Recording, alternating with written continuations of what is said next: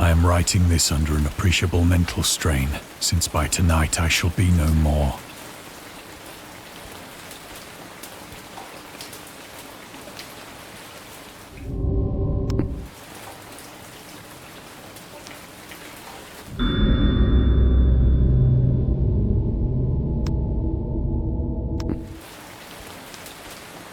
Penniless, and at the end of my supply of the drug which alone makes life endurable, I can bear the torture no longer.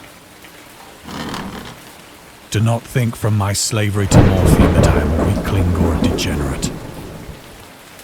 When you have read these hastily scrawled pages, you may guess, though never fully realize, why it is that I must have forgetfulness or death.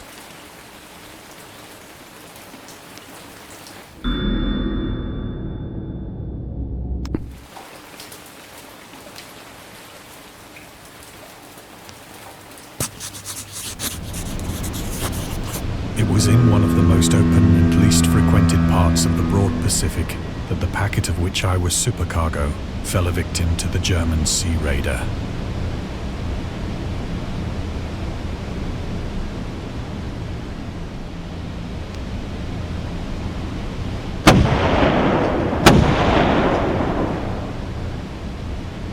The Great War was then at its very beginning, and the ocean forces of the Hun had not completely sunk to their later degradation.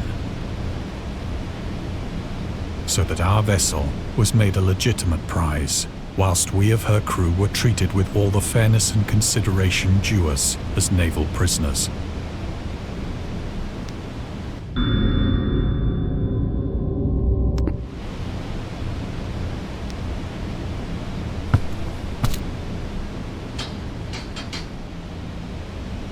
So liberal, indeed, was the discipline of our captors, that 5 days after we were taken, I managed to escape alone, in a small boat, with water and provisions for a good length of time.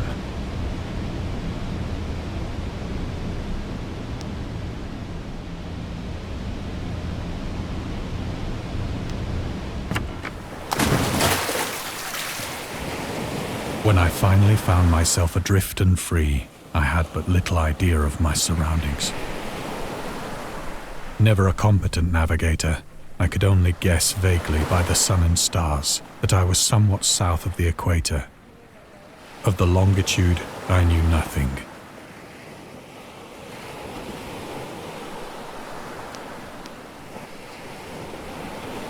The weather kept fair, and for uncounted days I drifted aimlessly beneath the scorching sun, waiting either for some passing ship or to be cast on the shores of some habitable land.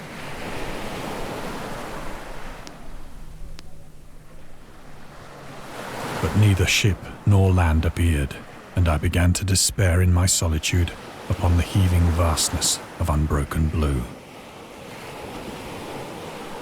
The change happened whilst I slept. Its details I shall never know, for my slumber, though troubled and dream-infested, was continuous.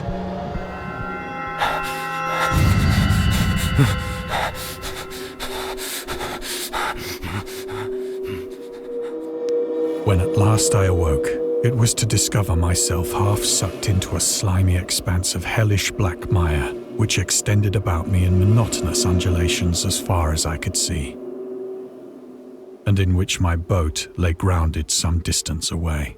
Choked marsh under a gray autumn sky.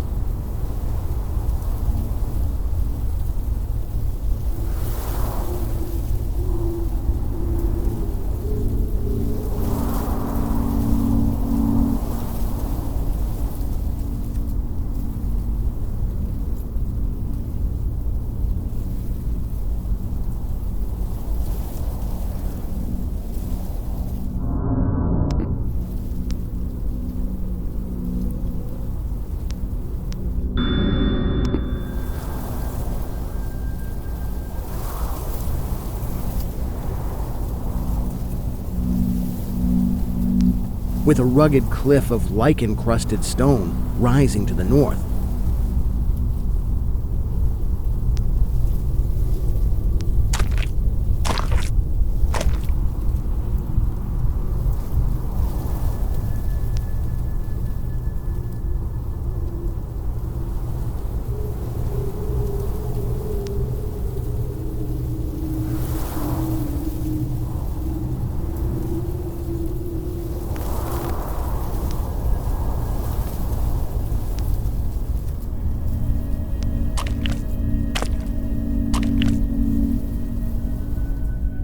Impelled by some obscure quest, I ascended a rift, or cleft, in this beetling precipice.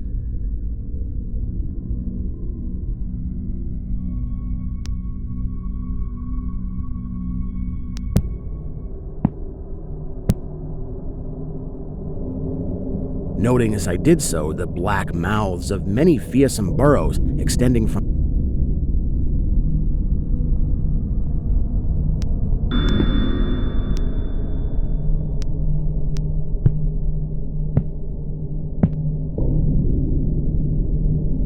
At several points, the passage was roofed over by the choking of the upper parts of the narrow fissure. These, in one, as if so, but the blackness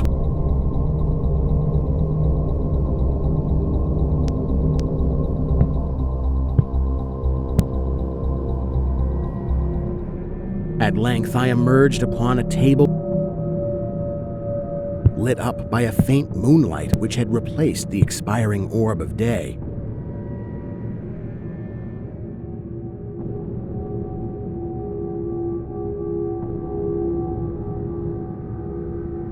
Though one might well imagine that my first sensation would be of wonder at so prodigious and unexpected a transformation of scenery, I was in reality more horrified than astonished.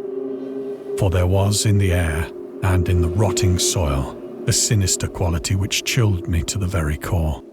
The region was putrid with the carcasses of decaying fish and of other less describable things which I saw protruding from the nasty mud of the unending plain. Perhaps I should not hope to convey in mere words the unutterable hideousness that can dwell in. There was nothing within hearing and nothing in sight save a vast reach of black slime. Yet the very completeness of the stillness and the homogeneity of the landscape oppressed me with a nauseating fear. The sun was blazing down from a sky which seemed to me almost black in its cloudless cruelty, as though reflecting the inky marsh beneath my feet.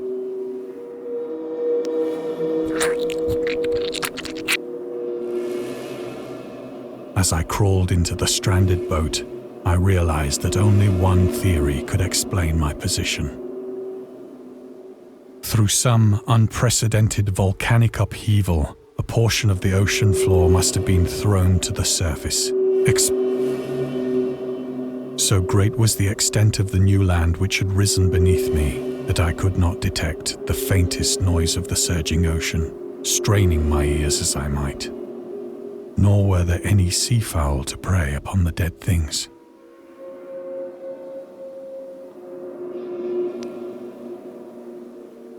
For several hours I sat thinking or brooding in the boat, which lay upon its side and afforded a slight shade as the sun moved across the heavens.